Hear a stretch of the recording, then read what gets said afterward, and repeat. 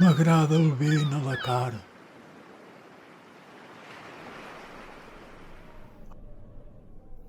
El gust de sal de l'aire del mar. Saltar descalç damunt la barca.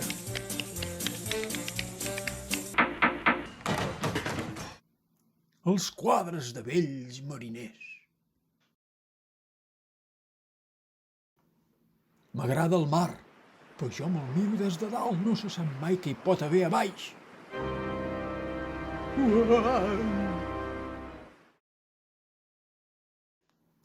El meu ofici és el de bombador.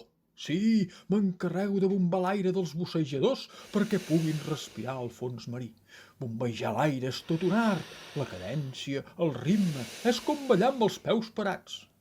Pel de sota és la dansa de la vida, però si perdo el compàs, ai!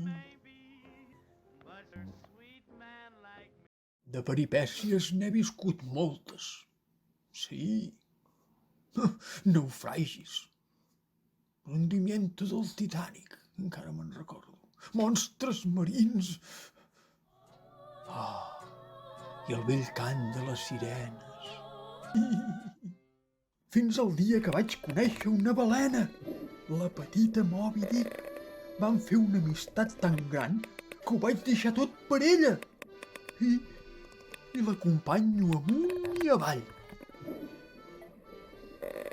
Ei, les balenes, per petites que siguin, sempre són grans, molt grans.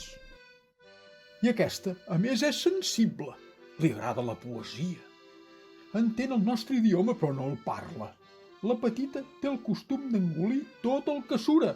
S'han passat restes de barca, aneguets de goma, cofres plens de tresors, sabates de totes mides, tota la càrrega d'un vaixell que transportava fruita i fins i tot una rentadora.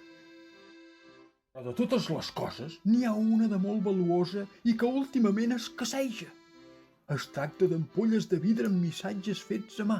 Ella és curiosa i quan troba una d'aquestes ampolles s'apropa a la barca i em demana que li llegeixi el text en veu alta.